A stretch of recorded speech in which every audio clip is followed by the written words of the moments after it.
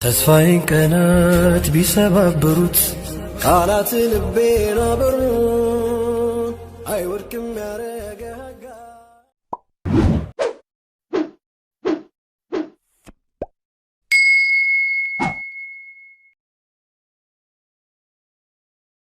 እኔ ሙስሊም ነኝ። ኦርቶዶክሶች አይዟችሁ ከጎናችሁ ነኝ ብዬ በሰሩት ቪዲዮ ብዙ ሙስሊሞች ተቃወሟቸው። አይ ኖ እንደ አንድ የሙስሊም ወንድም አይታችሁ ስለምትወዱ ያገባኛ ስላንተ ብላችሁ ስላሰባችሁ እና ለእምነት ተቆርቆራችሁ ነው እንደዚህ ያላችሁ። ግን ቪዲዮ ባሰቡ በውስጥ ብታወሩ ባለማወቅ ነው ስለሚችል ይሄ ነገር ጥሩ አልተሰራችሁ። የተለየ ነገር አልሰራሁም። ስለ ሰላም ነው የሰበኩት። አይዟችሁ ሁሉም ያልፋል። እንዲሁም ደግሞ ደም አንፋሰስ መፍትሄ በእጅ ነበር ይመስለኛል። ግን ሙስሊሙ ለምን ድምጹን ሳይሆን ረሚለኛ ጊዜ ነበር ሻይት ወሬ ነበር። የሞጣ ጉዳይ አንደገልጋችሁ ኦርቶዶክሶች አይዟችሁ ከጎናችሁ ነኝ ብዬ በሰሩት ቪዲዮ ብዙ ሙስሊሞች ተቃወሟቸው። አሰላሙ አለይኩም ወራህመቱላሂ ወበረካቱ። ይህንን መልእክቴ ለረሙና ለረሙ አይነት አመለካከት ላላቸው ሙስሊሞች እንዲሁም ትላልቅ ፎሎወር ኖሯችሁ ዝም ላላችሁ ሙስሊሞች ማለት ነው ሼር አድርጉልኝ። ረሙ ትላንትና አልነበርክም እንደ ዛሬ 10 ወር የጎንደር ሙስሊሞች ሲገደሉ ሚዲያ ላይ አልነበርክም? እሺ ዛሬ 2 ወር የሃዲያ ሙስሊሞች ሙስሊም ብቻ መሆናቸው ሲደበደቡ ሲደሙ ሲቆስሉ ህዝበ ሙስሊም አይኡ ሲል አልነበርክም ወይ? እሺ እሱን ተው። የጉራጌ ሙስሊሞች በተወለዱበት ሀገር ላይ ኢጃብና ኒቃብ አትለብሱም ተብለው ከሚወዱት ትምህርታቸው ተፈናቅለው እቤት ለተቀመጡ 1500 ሙስሊሞችስ እሱ አይመለከተም? እኛ ምን አገባን ስለሌላ እምነት? የክርስቲያንን ጉዳይ ክርስቲያኑ ቁጭ ብሎ ተነጋግሮ ይፈታዋል። እኛ ግን የሙስሊሙን ጉዳይ እስኪ ወተን ድምጽ ሁን። እስኪ ወተካውን ለጉራጌ ሙስሊሞች ድምጽ ሁን። እስኪ ወጣችሁ ድምጽ ሁን። አሰላሙ አለይኩም ወራህመቱላሂ ወበረካቱ። በዚህ አጋጣሚ ይሄ ኮሜንት አመሰግናለሁ። ትናንት በሰራሁት ቪዲዮ ላይ አንዳንድ ክርስቲያኖች ያልበላችሁ ቦታ ታከካላችሁ። እኔ የእናንተ ሃይማኖት አንቺ ስማችሁ አልጠራሁችሁ፣ ግን በግድ መታችሁ ቤት ውስጥ ማትሳደቡ ማትሉ ነገር የለም። በአሁኑ ሰዓት በጉንችሬ ሙስሊሞች ላይ የሚደርሰው በደል አይደለም። የሙስሊሞቹ ሱቅ እየተለየ እየተዘጋ ነው።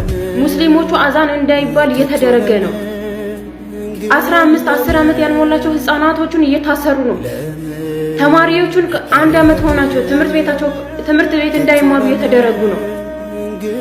1500 ተማሪዎቹን 300 ተማሪዎቹ ገብተው ይማራሉ። 1500 ተማሪዎቹ ቤታቸው ተቀምጠዋል።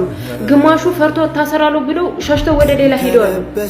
ፍትህ ለጉንችሬ ሙስሊም ተማሪዎች፣ ፍትህ ለጉንችሬ እህቶቻችን በሂጃባቸው የመጣ እየታሰሩ ነው። ፍትህ በአሁኑ ሰዓት። አሰላሙ አለይኩም ወራህመቱላሂ ወበረካቱ። እንዴት ናችሁ ሀባይብ? ራሙ እንደምታዩት ሙስሊሞችን ይቅርታ ጠይቋል።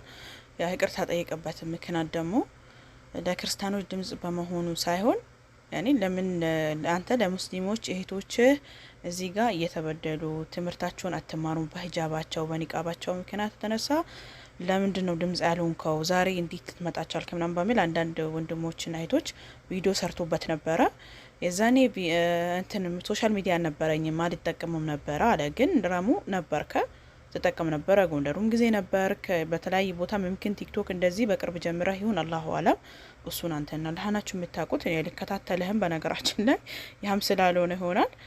እና ያው ከምንም ነገር በላይ ይቅርታ ነው። አሁንም ቢሆን አልረፈደም። አሁንም ከሙስሊም እህት ወንድሞች ጎን ቁም። በሂጃባ በኒቃባ ምክንያት ከትምህርት ገበታዋ ተገላ ብዙ እህቶች ቤት ተቀመጡ አሉ ማለት ነው። ከምንም ነገር በላይ እስልምናችን ከምንም ነገር በላይ ሂጃባችን ይቀድማል በማለታቸው ማለት ነው። ከትምህርት ገበታቸው የተነሱበት ዋነኛው ምክንያት አይ ሂጃቤን አለቅም እስልምናዬን አለቅም ከምንም ነገር በላይ እስልምና የሚያዘኝን ነው ማደርገው ይሄ ጣፊ አዱንያ ነው ብሎ ብዙ እህቶች ቤት ቀርተዋል ማለት ነው። በዛ ምክንያት አሁንም ቢሆን አልረፈደም። ያለፈው አልፏል። ይቅርታ ጠይቃ ከምንም ነገር በላይ ደግሞ አንድ ሰው ትልቅነቱ ይቅርታ መጠየቁ ነው። ጥፋቱን አውቆ ይቅርታ መጠየቁ ነው። እና አንዳንድ እህት ወንድሞች ለምን ውስጥ ላይ መስመር አናገራችሁኝ ምናምን አልከበት ማጋዳሚ ያለ ነው ሊነግሩ ይችላሉ። ነገር ግን አንተ ወጥተህ አደባባይ ላይ እንደዚህ ስትል እስካሁን ድረስ በእስልምና እየተደረገ ያለው ነገር ምንም እንደማትተከታተል ነው። ያኔ እዚህ ጋር አሁን በሃይማኖት ዙሪያ የውስጥን የምታውቀው አንተ ብቻ ነህ። ግን እዚህ ጋር በሃይማኖቴ ላይ ምን እየተደረገ ነው ምን እየተሰራብኝ ነው ያለው ሃይማኖቴ ምን ላይ ነው ያለው ሚዲያ ላይ የወጣ ነው። ፌስቡክ ሳይቀር ሁሉም ቦታ ይታወቃል። አንተ ትጠቀማለህ። አሁን ከዚህ በተጠቀም ያላቀም ብትል እኔ ሙስሊም ነኝ። ኦርቶዶክሶች አይዟችሁ ከጎናችሁ ብዬ በሰሩት ቪዲዮ ብዙ ሙስሊሞች ተቃወሟቸው።